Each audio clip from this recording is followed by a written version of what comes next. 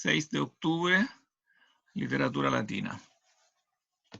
Yo estoy como a contraluz. A ver si puedo.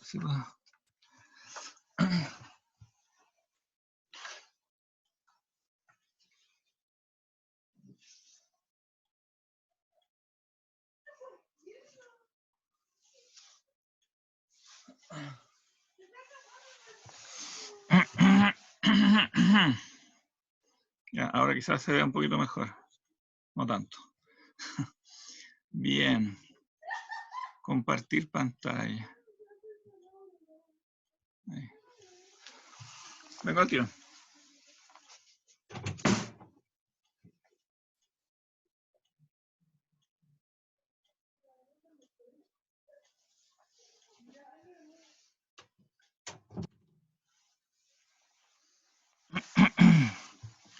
Bien. Quizás Carlos nos podría recordar dónde estábamos.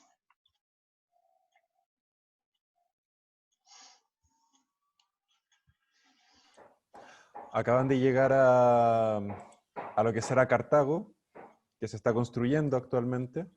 Sí. Entran en un palacio dedicado a Juno, que está decorado con cuadros, con relieves. Un de la palacio, o guerra de más Troya. exactamente, ¿Perdón? el que está dedicado a Juno.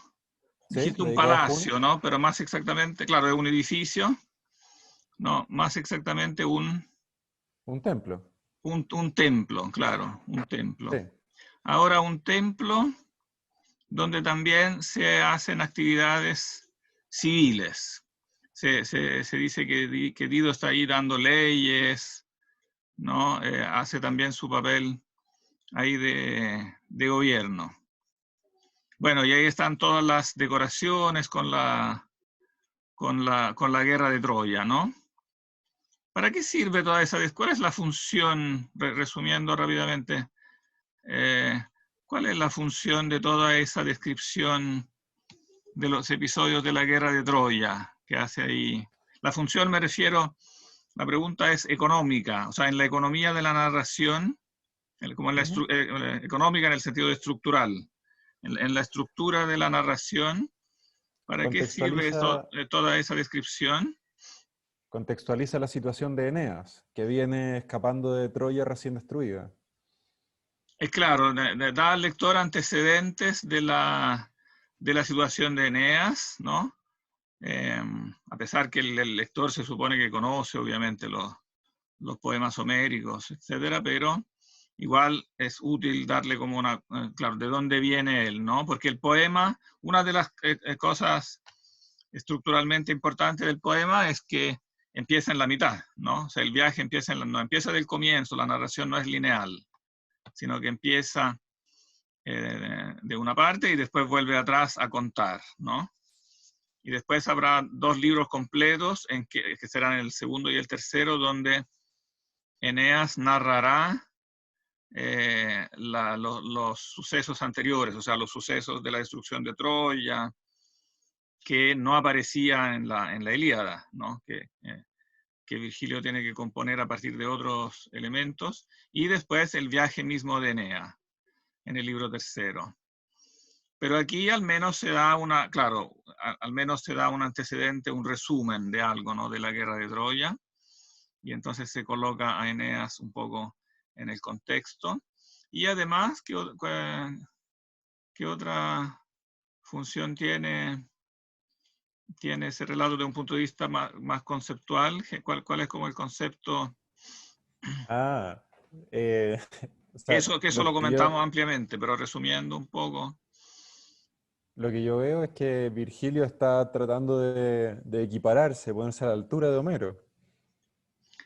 Sí, ponerse a la altura de Homero. Bueno, de hecho también en este recurso estructural él está imitando qué parte de Homero. ¿Qué parte de Homero? Claro, en esto de que el poema empieza como en un cierto momento de la acción y después narra, el propio héroe narra, ¿no? Eso está claramente En la imitando una Odisea. parte, En la Odisea. Claro, la En la Odisea, Odisea, ¿no? cuando Odiseo narra su historia a los feacios. Claro, claro. Hola, Sofía. Claro, cuando narra su historia los feacios, el propio héroe, y claro, y hay muchos elementos, nosotros no los hemos subrayado todos, pero hay muchos elementos que están aquí en este libro imitados de ese libro, el sexto de la Odisea, ¿no? Cuando se encuentra con su madre, después se encuentra con Dido, está detrás la imitación de la figura femenina y de Nausicaa, ¿no? Pero hay muchas diferencias, pero juega con eso Virgilio entre semejanzas y diferencias, ¿no?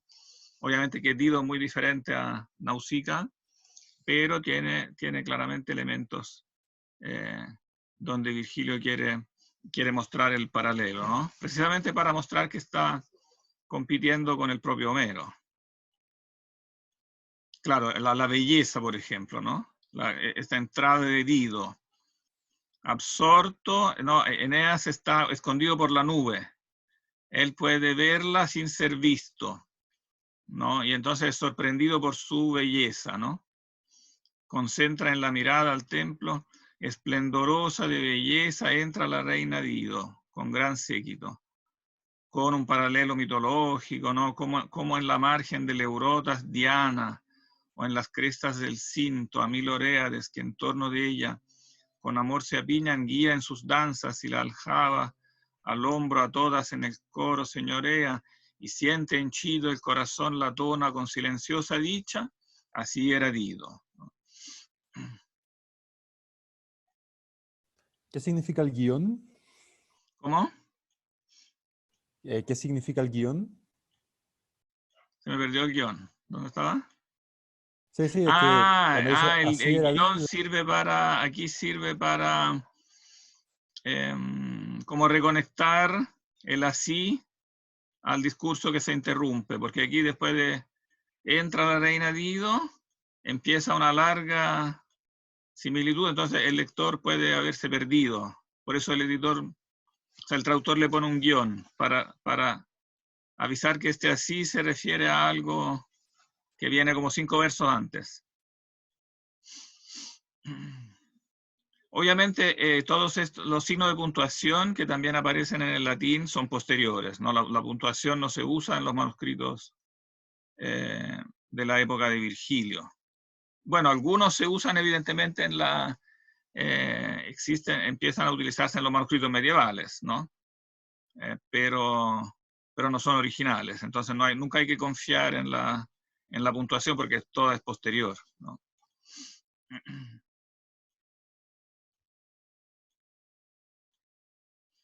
Retomemos de acá entonces. ¿Quién quiere partir? Así marchaba Ufana de acá. ¿Yo puedo leer? Ya. Ya. Así marchaba Ufana entre los suyos, alentando las obras y del reino cuidando el porvenir. Ante las puertas del interno sagrario de la diosa, bajo la excelsa bóveda, entre guardias, sentóse sublimado en alto solio. Ella a varones leyes y costumbres se hallaba prescribiendo y los trabajos o repartiendo justa o dando en suerte. Cuando de pronto, entre apiñada turba, ante sí mira Eneas a Clotanto, con Anteo y Sergesto y otros teucros, de los que a lejas playas la galerna precipitó dispersos. Él y Acates, estupefactos entre miedo y gozo, se abalanzaron a estrechar sus manos, mas no entendieron qué sucede, inquietos, se ocultan al resguardo de su nube, sin saber de los suyos, en qué playas dejarían la flota. ¿Qué pretenden? Pues era gente de diversas naves y llegaban clamando por amparo. Entrados en el templo y obtenida licencia para hablar, grave y tranquilo, el anciano Ilioneo así comienza. Noble reina, a quien Júpiter concede de una nueva ciudad ser fundadora y enfrentar con justicia gentes fieras, a ti, míseros teucros, peregrinos de tan ventosos mares, suplicamos, del fuego infando nuestras naves libra, salva a un linaje pío y a sus males de cerca inclina tu mirar clemente. No venimos nosotros, hierro en mano, a devastar los líbicos penates, ni a cargar a la playa con la presa. ¿Dónde para ello el ánimo, ni dónde tanto orgullo en vencidos? Dan los griegos nombres de Hesperia a una región famosa, tierra antigua y potente, tanto en armas como en la gloria de su gleba ubérrima. La habitaron enotrios, y hoy su pueblo quiso llamarla, por su jefe, Italia. Nuestro rumbo era ya, cuando en el orto de Orión, nubloso, una tormenta súbita lanzándonos a ocultos arrecifes en la furia de Austro. Derrotados, entre tumbos del Ponto nos dispersa, entre rompientes sin salida. Pocos logramos abordar en vuestras costas. Pero, ¿qué hombres son estos? ¿Cuál la patria que costumbres tan bárbaras permite? Negada el hospedaje de la arena. Guerra por hacer pie sobre la playa. Si del género humano no hacéis caso, ni de armas mortales pensad que hay dioses para píos e impíos. Para Eneas, rey nuestro, hombre más justo no se ha visto, ni mayor en piedad, ni en brillo de armas. Si a tal varón conserva el hado incolume, si ve la etérea luz, si aún no duerme en la sombra cruel, nada tememos. Si ha de pesarte el bien con que nos ganes. Por lo demás, Sicilia a punto brinda sus ciudades, sus armas y su príncipe con sangre teucra, ennoblecido. Acestes. Nuestros bajeles que el ciclón deshizo, permítenos sacar a la ribera, y en tus bosques pulir tablas y remos, para que así gozosos, si es que, a dicha, salvados nuestro rey y nuestra gente, nos es dado zarpar de nuevo a Italia. Hacia Italia y el Lacio hagamos vela. Y si falló toda salud, si el líbico sobre ti, padre amado de los teucros, ya sus olas tendió, si ni nos resta la esperanza de Iulo, porque al menos por el sicano mar del que vinimos, podemos hacer rumbo hacia las tierras donde nos brinda su favor Acestes. Corrió un largo rumor con que apoyaban los Dardanias todos a Ilioneo. Baja la vista brevemente Dido, así les contestó. Dejad, troyanos, todo temor, todo recelo ansioso. Los riesgos mil de un reino, tan reciente, a usar de estos rigores, me constriñen y a poner guardia en mis fronteras todas. Por lo demás, ¿quién puede haber que ignore a los claros Eneadas y a Troya? Sus hazañas, sus héroes y su guerra. Fatal conflagración. No así de inculto en el cartaginés, ni tan de espaldas al pueblo, Tirio engancha al sol sus potros. Mas, cualquiera que sea vuestro empeño, la gran Hesperia y los saturnios campos, o el Erix y el favor del rey Acestes, con ropas os auxilio y toda ayuda. ¿Queréis mi reino compartir conmigo? Esta ciudad que fundo es toda vuestra. Sacad la flota a tierra y son un pueblo uno ante mí, los tirios y troyanos. Y plegué el cielo viese aquí, traído del mismo viento a vuestro rey Eneas. Mando enseguida propios que de Libia las playas todas en su búsqueda exploren, por sí, tras el naufragio desválido, anterrante por selvas o ciudades. Hasta ahí, porque aquí ya va a cambiar la escena. Que en esta escena, ¿qué pasa? Bueno, hemos leído un poquito mucho, pero no era tan difícil la escena, ¿no? Quizás Magdalena nos podría resumir qué pasó aquí.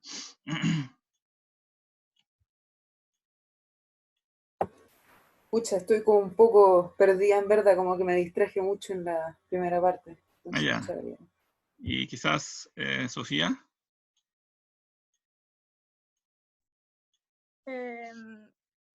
Sí, o sea, llega la tropa con Eneas y le explica que naufragaron y después, o sea, ya después fue un poco mucho, pero y después... Espera, pero un detalle es importante. Llega la tropa, pero es otra tropa con respecto a la de Eneas. Son dos tropas diferentes. Claro, porque Eneas ha llegado con una tropa, o sea, con un grupo, ¿no? Y ha conversado con Venus en el camino, ha visitado el templo de Juno, ha entrado a la ciudad de Cartago. Ahora ve entrar a Dido a este templo e inmediatamente después ve entrar a otro grupo de troyanos, de manera que esa es una sorpresa para Eneas, ¿no? O sea, son los compañeros que él pensaba que estaban muertos del naufragio, y ellos a su vez piensan que Eneas está muerto, o temen que está muerto, ¿no? Entonces son dos grupos diferentes, por eso esta es una doble sorpresa, ¿no? Porque de pronto no solo Eneas ve a Dido y a toda la corte, etcétera, sino que de pronto ve a los propios troyanos que él creía que habían naufragado, que habían muerto, etcétera, que en cambio justo acaban de entrar, todo es muy sincronizado, ¿no? Justo Eneas llega en el momento en que no solo llega Dido, sino que inmediatamente a continuación llega el grupo de los troyanos, que hacen todo un discurso para presentarse a Dido, y que incluso tienen un reclamo que han sido como hostigados en la playa, que le quisieron como impedir desembarcar, ¿no? Por esto Ilioneo aquí le pide, bueno, en el fondo le pide hospitalidad a Dido, que es un elemento esencial que el lector bien conoce de los poemas homéricos, como ustedes que son lectores de los poemas homéricos, ¿no? Este elemento de la hospitalidad es fundamental, ¿no? La hospitalidad es sagrada, ¿no? Violar la hospitalidad es algo muy grave, es un sacrilegio, ¿no? Y por eso que Ilioneo aquí está reclamando, como ustedes son como tan bárbaros, ¿no? Que nos niegan incluso desembarcar. Y después pasa él también a contar, ¿no? quiénes son ellos. Entonces, todo este discurso sirve para que Ilioneo cumpla con con este rol, ¿no? Librando de paso a Eneas, porque si no le hubiera tocado a Eneas contar esto. En cambio, Eneas queda como aparte para que quede más resaltada su figura, y la tarea de contar la historia le toca, digamos, a un subordinado de Eneas, ¿no? A un ayudante, digamos. Entonces le cuenta quiénes son los teucros que andan buscando Italia. Ahora aquí hay todos los críticos han notado una cierta contradicción entre este relato, y otros relatos del libro primero, donde los teucros parecen tener muy claro dónde van. Aquí varias veces se repite que van a Italia, saben, incluso tienen noticias de Italia, que se llama aquí Esperia. Esperia significa Italia. Es como un nombre primitivo de Italia. Esperia, esper, vesper en latín, es la palabra que significa tarde, occidente. O sea, respecto a Grecia, ¿no? Son las tierras del extremo occidente. Tierra antigua y potente, etcétera. Y por eso que le da todos estos nombres también como primitivos. También Enotrios, supuestamente uno de los pueblos antiguos que servían para mencionar en general a los itálicos, ¿no? Y hoy su pueblo quiso llamarla Italia. Italia sería como el nombre moderno, está diciendo Ilioneo, ¿no? Por su jefe, supuestamente Ítalo, supuestamente el jefe, pero seguramente este Ítalo es un personaje inventado a partir de Italia y no al revés, ¿no? Así como Rómulo es inventado de Roma, y no al revés, ¿no? Dice la leyenda que Roma toma nombre de Rómulo, pero claramente es al revés, ¿no? Bueno, y le cuenta entonces que han naufragado, etc. Orión representa el personaje mitológico que representa el invierno, la tormenta, la tempestad, ¿no? Entonces fuimos golpeados por una tormenta, etcétera, lo que se ve en el episodio inicial. Y después tuvimos esta lucha con las personas que nos estaban negando el hospedaje. Y aprovecha de presentar Eneas, claro, eso también le sirve este relato, es importante en la economía de la narración para presentar al propio Eneas, ¿no? ¿Cómo se le caracteriza? Hombre más justo, ¿no? No se ha visto ni mayor en piedad ni en brillo de armas. veamos esto en latín. Iustior, bueno, tal cual, ¿no? Quo iustior alter nec pietate nec bello maior et armi, ¿no? Pero es interesante que viene primero la piedad, ¿no? Y después el valor en las armas. Y bueno, resalta la alabanza de Eneas porque el orador está casi convencido que Eneas está muerto, ¿no? Entonces eso también le da pie para alabarlo de forma más digamos, con más intensidad emotiva. Pero no se deja de lado la esperanza. Podría ser que el hado lo conserve, que el destino lo conserve todavía vivo, ¿no? Y bueno, entonces el resumen de este discurso es: nosotros vamos buscando nuestra patria en otro lado, no venimos a invadir tu territorio, por lo tanto no tienes ningún motivo de sernos hostil. Y si es que no llegamos a Italia como quería Eneas, como parecía que estaba destinado Eneas, al menos llegaremos a Sicilia, donde hay un príncipe también troyano, Acestes, que es un personaje con el que ellos efectivamente se encontrarán en Sicilia, también es otro troyano, de los que también providencialmente, digamos que han llegado a Italia y que por lo tanto son amigos con los que ellos se van encontrando, ¿no? En Sicilia ellos se van encontrando con estos troyanos. Pero eso pasará después, ¿no? Cuando ellos logren llegar a Sicilia. Pero ellos tienen noticia de que este troyano ya ha llegado allá.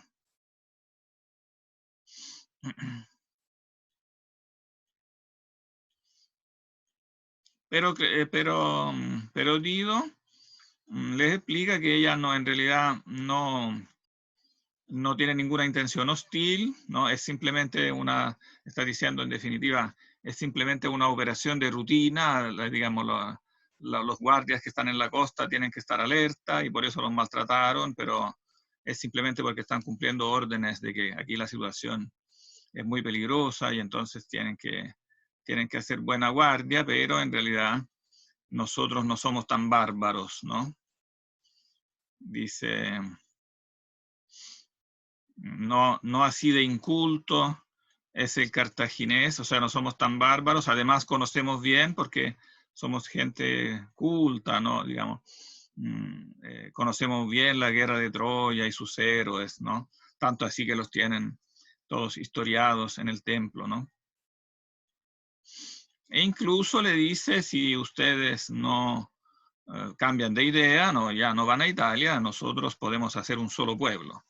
Ese es un motivo importante que después saldrá también en toda la historia de Dido, cuando después se enamorará de Eneas, cosa que va a acontecer pronto, poco después que se encuentran.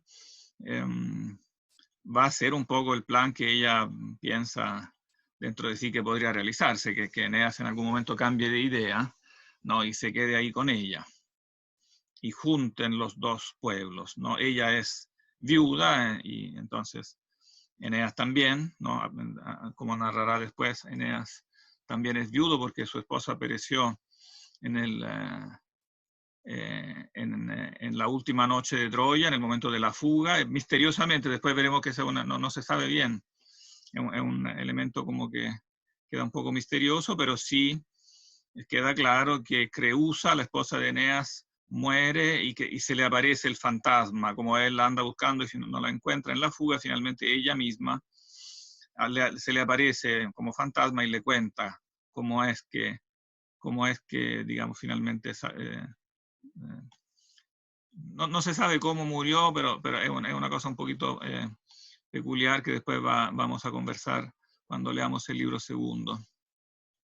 Pero desde el punto de vista práctico, él es viudo, digamos. Entonces le ofrece la reina, no, esta ciudad que fundo es toda vuestra. Todo eso también tiene una cierta, claro, un poco una ironía trágica, no solo por la historia de amor que se desarrollará entre Dido y Eneas, que en sí misma es como una obra dentro de la obra. Aquí empieza como esta, que podríamos llamar una tragedia. Virgilio no solo quiere competir con Homero, sino que incluso con los trágicos, ¿no? Junto con eso, un poco con toda la literatura griega. Y entonces arma aquí una verdadera tragedia, que empieza aquí y después terminará en el libro cuarto. O sea que como tiene una parte central en toda la primera parte del poema, ¿no? Pero detrás de la historia de amor, el lector también entrevé una ironía trágica en cuanto a la futura historia de las dos ciudades, ¿no? Esto que ahora quieren ser tan amigos y que después trágicamente serán tan enemigas las dos ciudades, ¿no? Roma y Cartago, los descendientes de Dido y de los fenicios, etcétera, y los descendientes de los troyanos serán mortales enemigos, ¿no?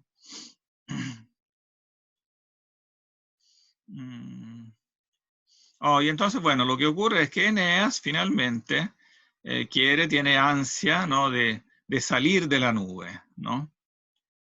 En el fondo ahora ya quieren mostrarse, quieren presentar, porque quieren abrazar a los compañeros que se han salvado, etc.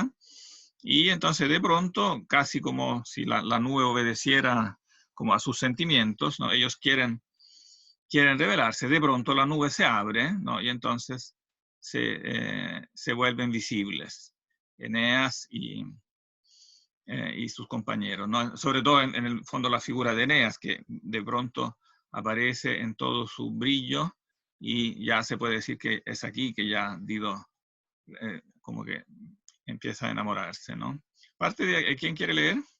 Para que descanse. Victoria leyó mucho.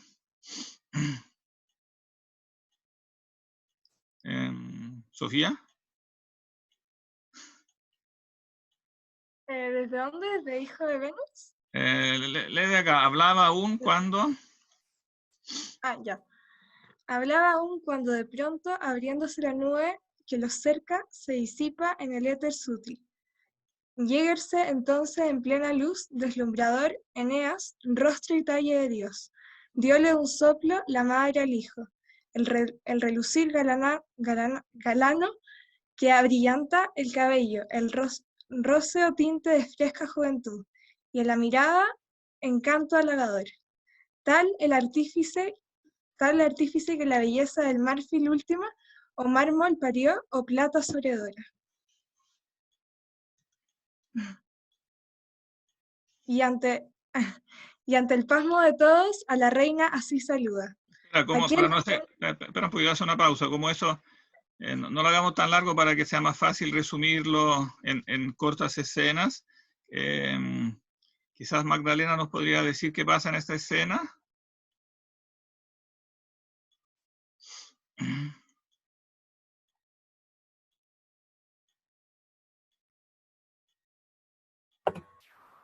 ¿Me repite, por favor, que se me cortó un poco?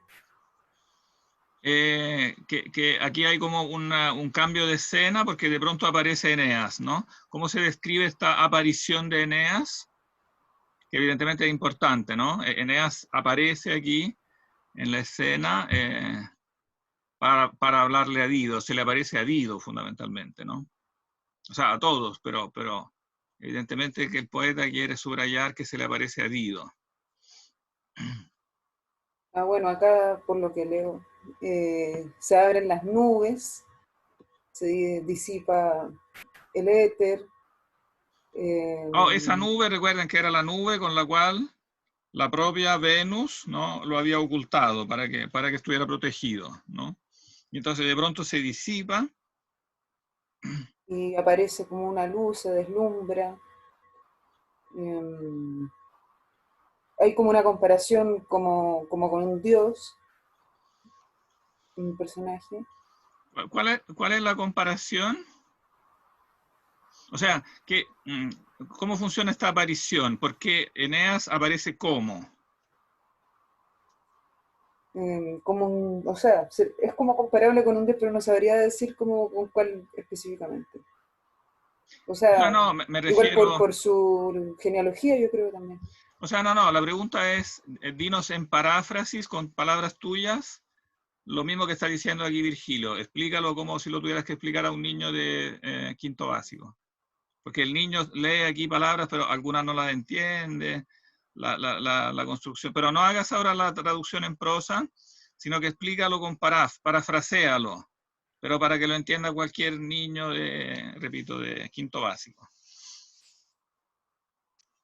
Bueno, podría ser que Eneas salió de la nube en que Venus la había escondido antes, y junto con él salió mucha luz, como si él fuera un mismo dios. Y se le describe de una forma muy bella,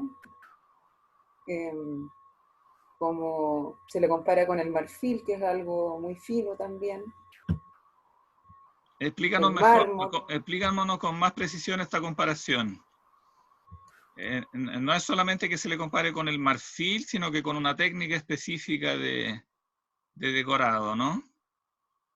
Tal el artífice que la belleza del marfil ultima, o mármol pario, o plata sobredora. ¿Qué quiere decir eso? ¿La plata sobredora? ¿Entiendes? No ¿Se entienden sabría estos dos decir. versos? Porque a lo mejor no queda clara la técnica. Eso de ultimar la belleza del marfil. Sobredorar, no, el mármol. ¿Se entiende? No, no es No. claro. No, no, la técnica consiste en, bueno, el marfil evidentemente es un material precioso y se usa para, a ver, como quizás más claro que en este caso en el latín.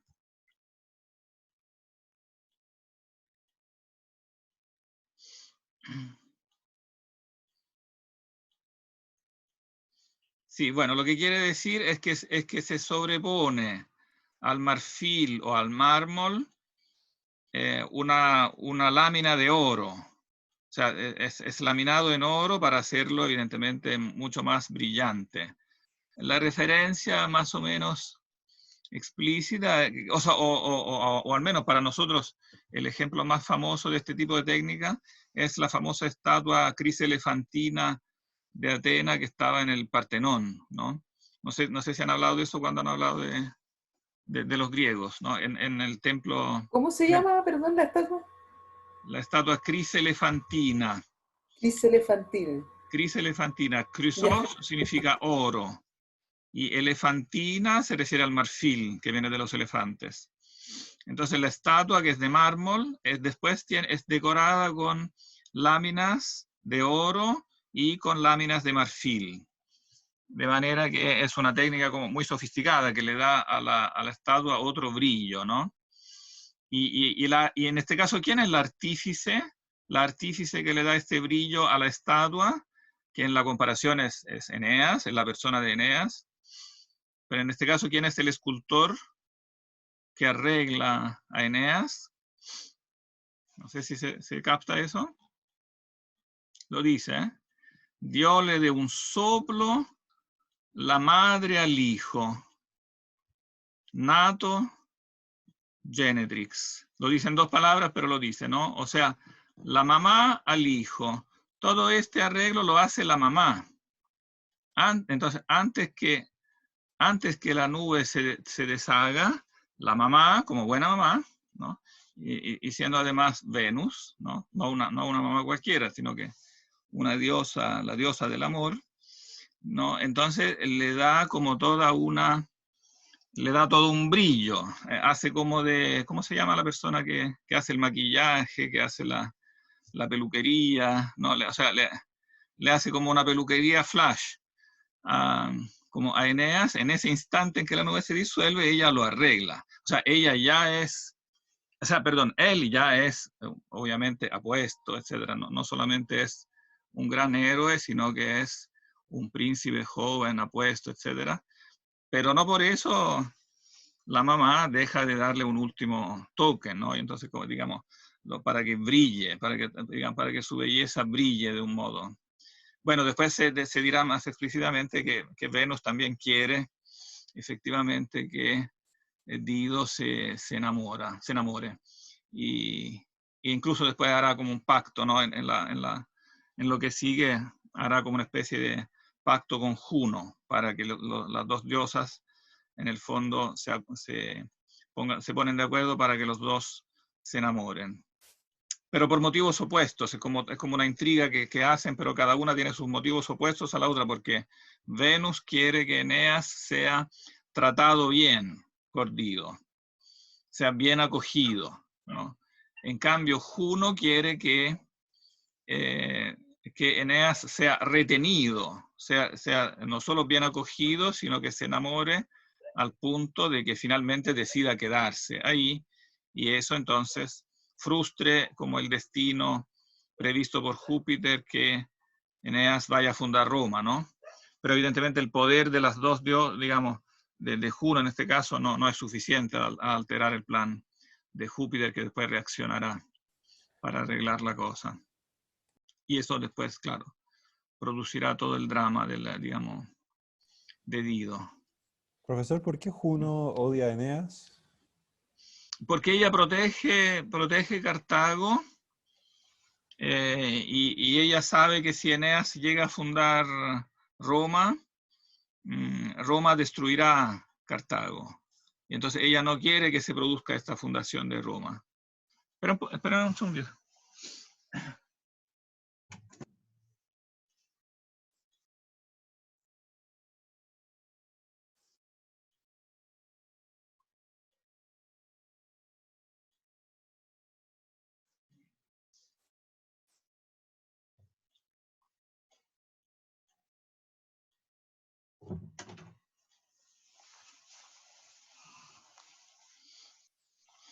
Bueno, del punto de vista de la composición literaria, evidentemente aquí empieza una historia de amor, ¿no? En definitiva, aquí se suspende de alguna manera como el retrato del héroe, tanto del punto de vista de la piedad como del punto de vista como del valor bélico, y se ponen aquí evidentemente unos elementos clave digamos, que sirven para explicar después la narración, que va a ser digamos, una historia de amor, básicamente, ¿no?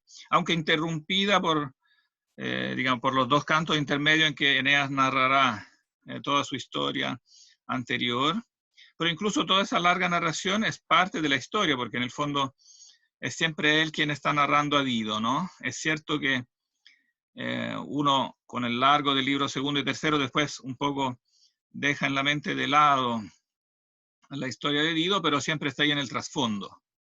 Toda la narración de la guerra de Troya y de los viajes, de la última noche de Troya y de las peregrinaciones anteriores, el lector sabe que son narración a Dido, en el fondo.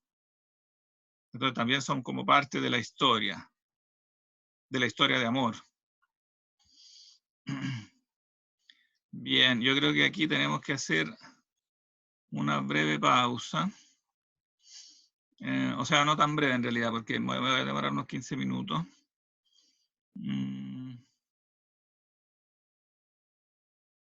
Y después podemos pasar allá a la última escena del libro. Bien, vamos a suspenderlo entonces, y después voy a mandar otro link como siempre. Bien, nos vemos en un ratito. No falten a la próxima porque la conclusión del libro es importante, ¿eh?